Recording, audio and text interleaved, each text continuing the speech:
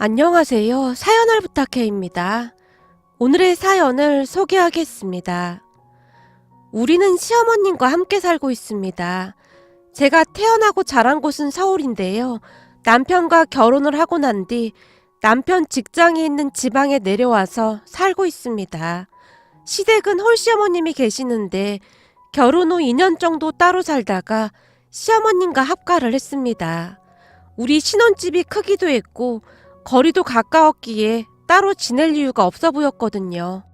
사람들은 마치 제가 시어머님을 모시고 사는 것처럼 말하곤 하는데 사실 제가 시어머님께 얹혀 살고 있다고 해도 과언이 아니랍니다. 그만큼 우리 시어머님은 인자하시고 좋은 분이세요. 늘 실수가 많은 제 뒤치다꺼리를 다 해주고 계신다고 해도 과언이 아닌 것 같네요. 친정 부모님이 가끔 내려오시면 우리 시어머님께 미안하다는 말씀을 몇 번이나 하실 정도였거든요. 암튼 저는 시어머님과 같이 사는데 전혀 불편하지 않았고 오히려 시어머님께 의지하며 잘 살고 있습니다. 아이를 낳고 난 뒤 시어머님이 더욱 많이 도와주신 건 말할 것도 없었고요. 하지만 최근에 시어머님 건강에 이상이 있는 것 같아서 병원에 갔었는데 의사가 혹시 모르니 큰 병원으로 가보라고 했어요. 큰 문제는 없어 보이는데 되도록이면 확실한 게 좋지 않을까 싶어서요. 소견서 써줄 테니 너무 큰 걱정은 하지 마세요. 라는 말을 했거든요. 그런데 하필이면 며칠 전 제가 계단에서 미끄러지는 바람에 다리 깁스를 하게 되면서 시어머님 홀로 서울에 가야만 했습니다. 남편이 시간을 좀 내보려고 했지만 남편 또한 회사 마감 기간이라 어렵다고 했거든요. 평소에는 항상 제가 차로 모시고 이동을 했었기에 걱정이 이만저만이 아니었어요. 어머님, 하필이면 지금 제 다리가 이 모양이어서 어떡해요? 제가 모시고 올라가야 하는데. 괜찮아. 올라가면 둘째네 있는데 뭔 걱정이야. 내가 잘 찾아갈 테니 너무 걱정하지 말고 있어. 그래도 서울이 좀 복잡하기도 하고 그래서 걱정되니까 그렇죠. 그럼 제가 동서한테 기차역으로 마중 나올 수 있는지 한번 물어볼까요? 괜찮다니까. 나 혼자서도 충분히 찾아갈 수 있다니까 그러네. 시어머님이 저를 말렸지만 제가 동서에게 전화를 해서 기차역으로 마중 나올 수 있는지 물었습니다. 동서, 내일 어머님 올라가시잖아. 혹시 기차역으로 마중 나올 수 있을까? 그건 안 될 것 같은데요. 우리 동현이 온라인 수업 때문에 못 움직여요. 혹시나 인터넷 잘못되고 그러면 봐줘야 하거든요. 그렇구나. 내일 짐도 많은데 어떡하지? 동서가 이것저것 반찬도 가지고 오라고 했다면서. 그거야 내가 먹을 게 아니라 동현이랑 그이가 먹을 거죠. 암튼 저는 내일 시간이 안 돼서 마중 못 나가요. 형님, 저 지금 바빠서 전화 끊어야 해요. 끊을게요. 라며 동서가 전화를 끊어버렸습니다.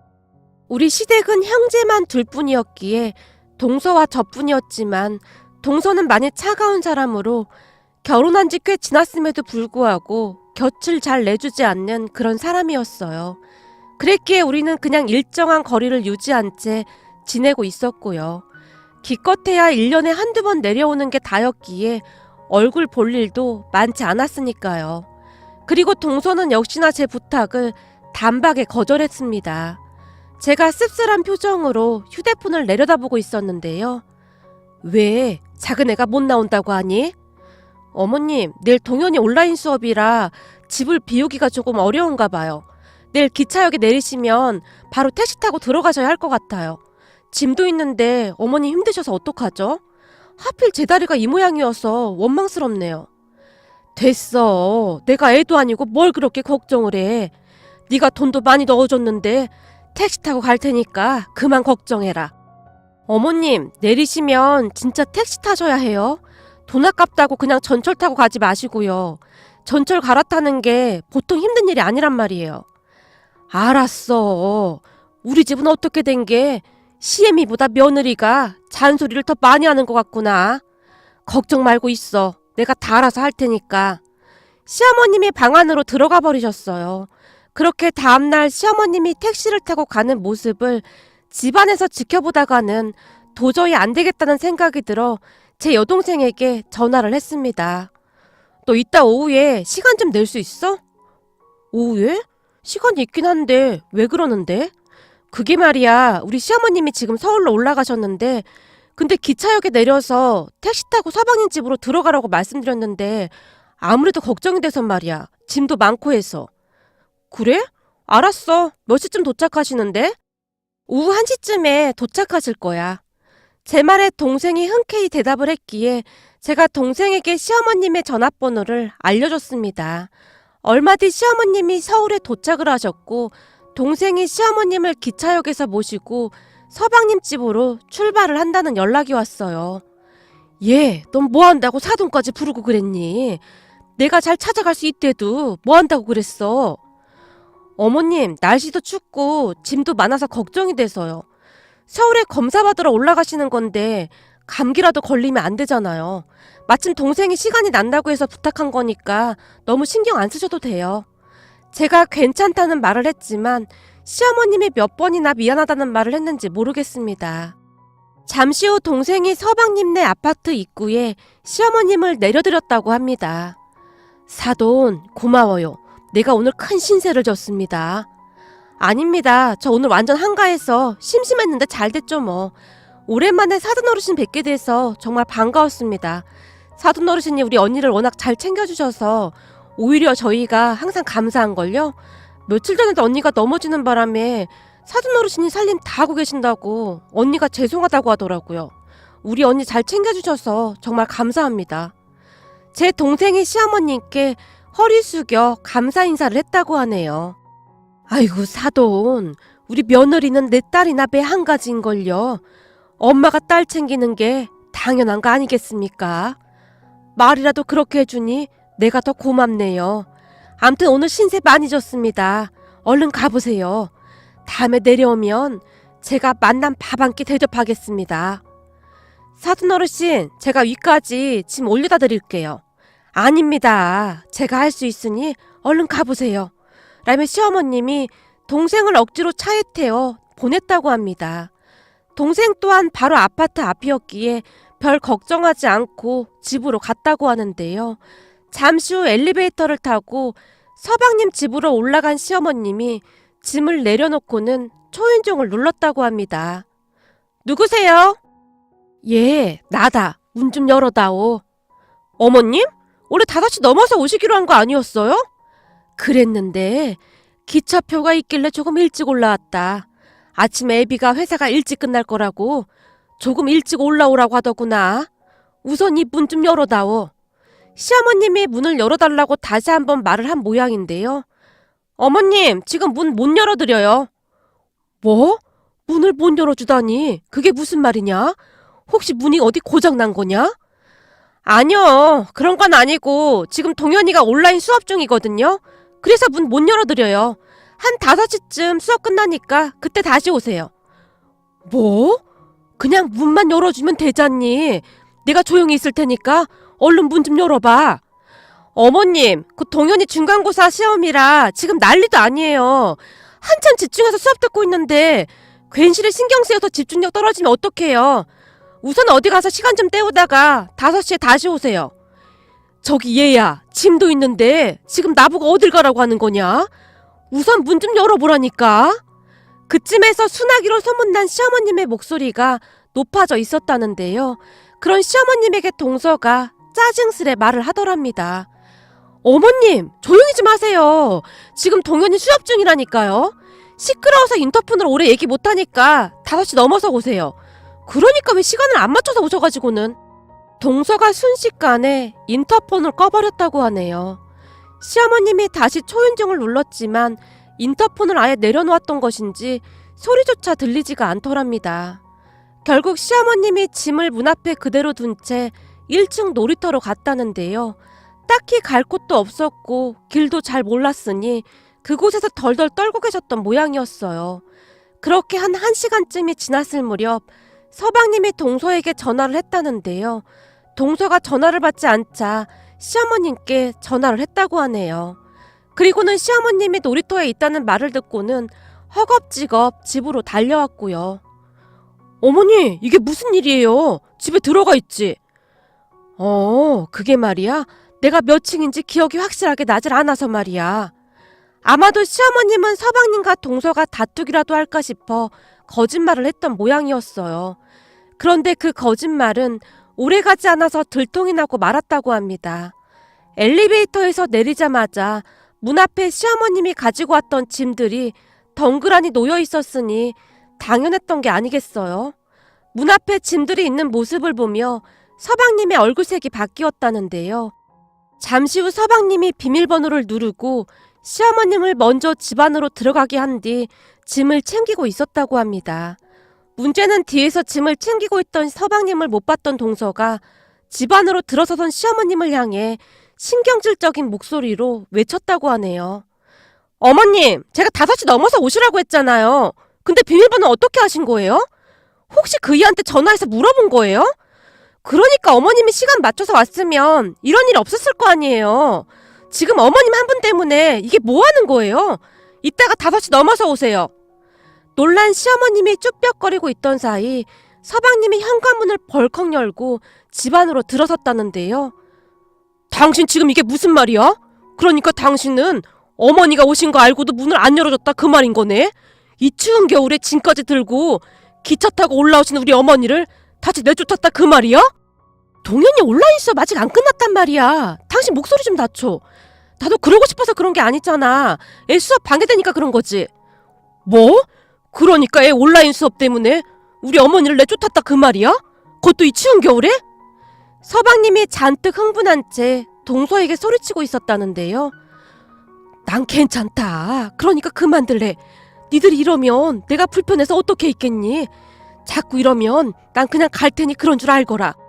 시어머님이 두 사람을 향해 외치는 바람에 서방님이 소파에 털썩 주저앉았고 동서가 그런 서방님에게 한마디를 더 했다네요. 내가 뭘 그렇게 잘못했어? 이게 다 우리 동현이 잘 되라고 그러는 거잖아. 근데 이게 그렇게 화낼 일이야? 이게 다 어머님 때문이에요. 그렇게 시간 맞춰서 왔으면 이런 일도 없었을 거 아니에요.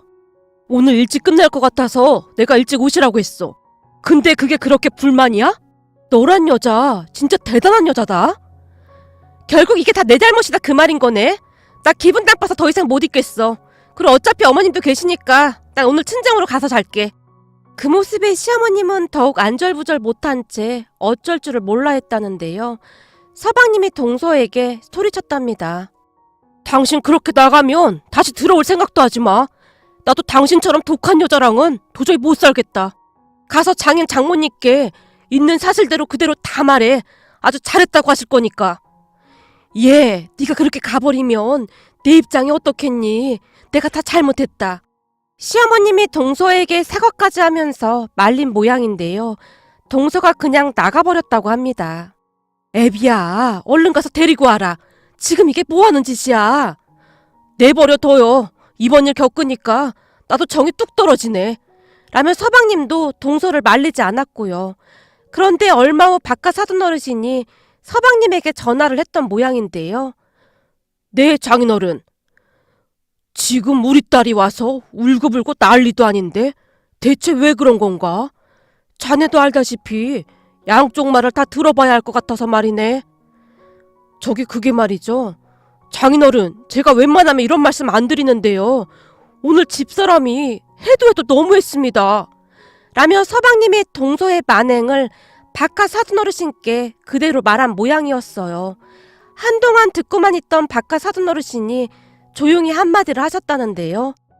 무슨 일이 있었는지 알겠구만. 알겠네. 근데 자네 말일세. 내 말 잘 듣게나. 라며 바깥 사돈어르신이 서방님에게 뭔가를 단단히 일렀다고 하네요.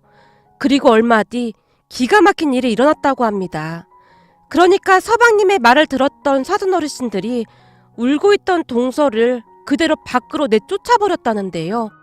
나중에 알고 보니 사돈어르신들도 큰 충격을 받은 모양인지 서방님에게 절대 문을 열어주지 말라고 했다고 하네요.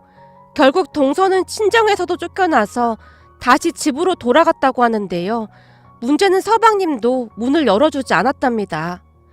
여보, 문 좀 열어줘봐. 아니면 나 지갑이라도 좀 주던지. 나 지금 갈 곳도 없단 말이야. 됐고, 약속 노래를 부르는데 당신도 약속 지켜. 오늘 친정에서 자기로 했으니까 시끄럽게 하지 말고 당장 친정에 가서 자. 나 지금 친정에서도 쫓겨났단 말이야. 제발 문 좀 열어줘. 지금 추워서 이까지 딱딱 부딪힐 지경이란 말이야. 아니면 장롱에 있는 점퍼라도 주던지. 나한테 그러지 말고 얼른 돌아가. 장인어른이 문 열어주면 나도 가만 안 둔다고 하셨거든. 친구네 집에 가던지. 아무튼 동네 창피하니까 시끄럽게 하지 말고 얼른 가라. 당신이 소란 피워서 우리 동현이가 숙제를 못하겠다고 하잖아.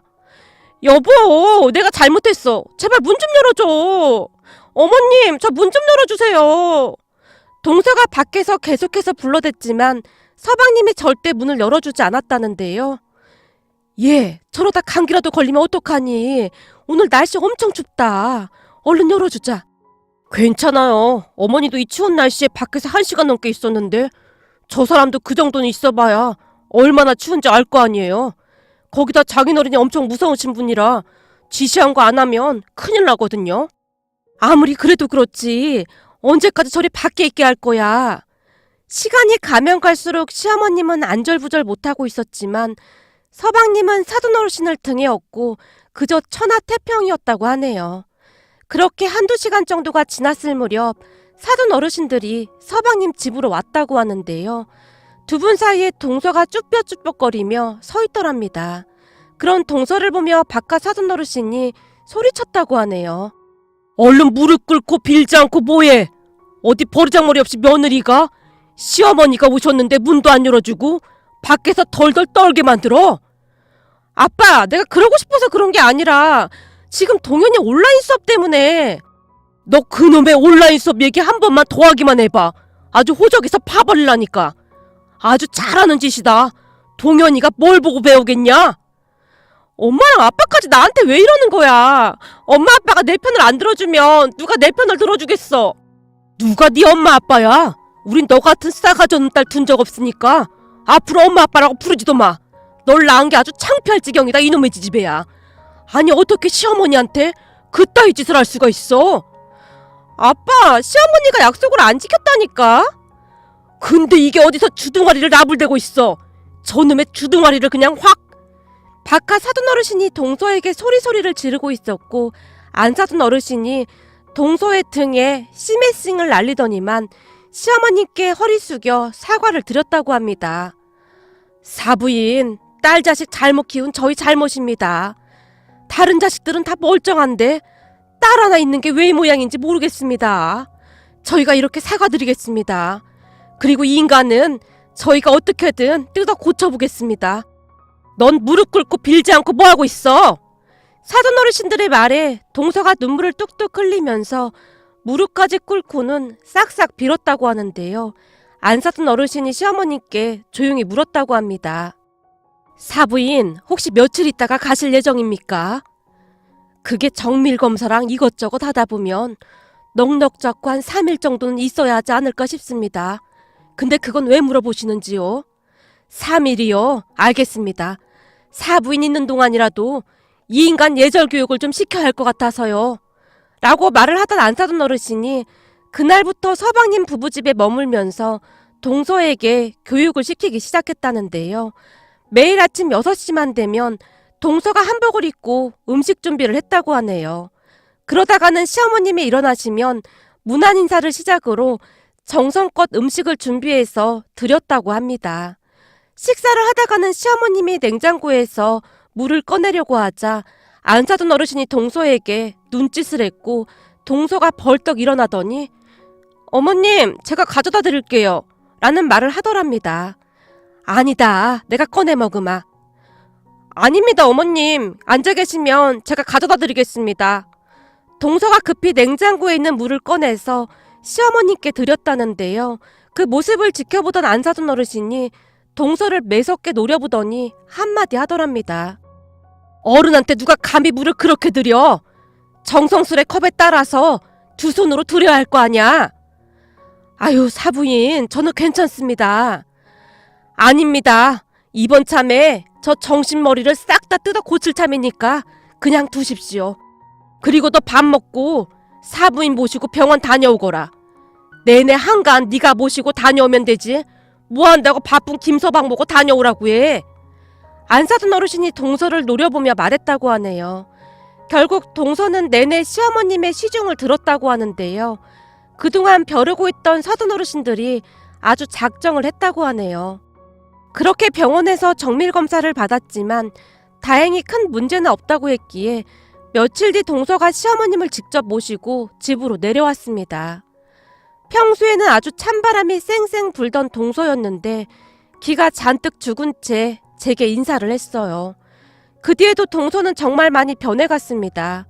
그동안은 1년에 한두 번 내려올까 말까 하던 동서였지만 한 달에 2번씩도 내려오며 시어머님을 챙기곤 했거든요. 그런데 동서는 내려올 때마다 항상 정장 차림으로 내려왔다가 집에 도착해서는 바로 한복으로 갈아입었습니다. 그런 동서를 보며 어느 날은 시어머님이 동서에게 말을 했어요.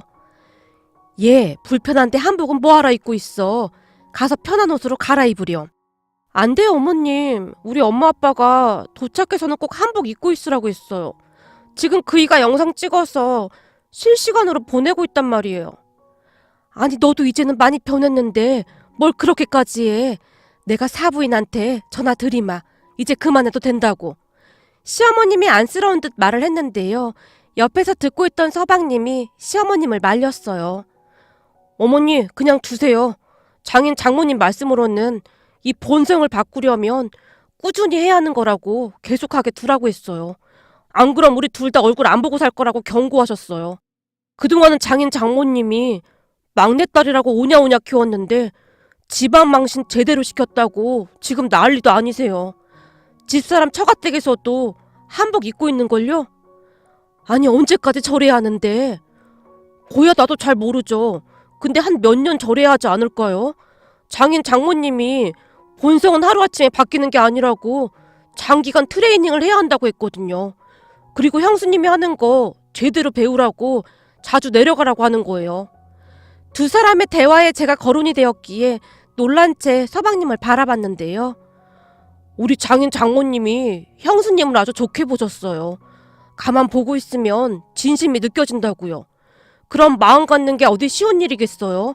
내가 보니 한 10년은 한복 입고 있어야 하지 않을까 싶네요. 서방님의 말에 동서가 울상을 지었는데요.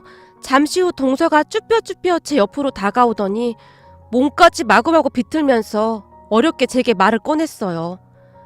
저기 형님, 혹시나 우리 엄마한테 전화 오면 제가 잘하고 있다고 한마디만 해주시면 안 될까요? 뭐? 사돈 어르신이 나한테 전화를 하실 거라고? 네, 우리 엄마가 형님한테 제가 얼마나 잘하고 있는지 확인해 본다고 했거든요. 그니까 잘 좀 부탁드릴게요. 그러니까 제가 오늘 새벽부터 일어나서 어머님께 문안 인사 드린 거랑 그리고 음식도 열심히 만들고 차린 거랑 어머님이 말씀하시기 전에 후다닥 물도 가져다 드린 거랑 생선가시 발라드린 것까지 다 말씀드리면 안 될까요? 저 요즘 엄청 노력하고 있거든요.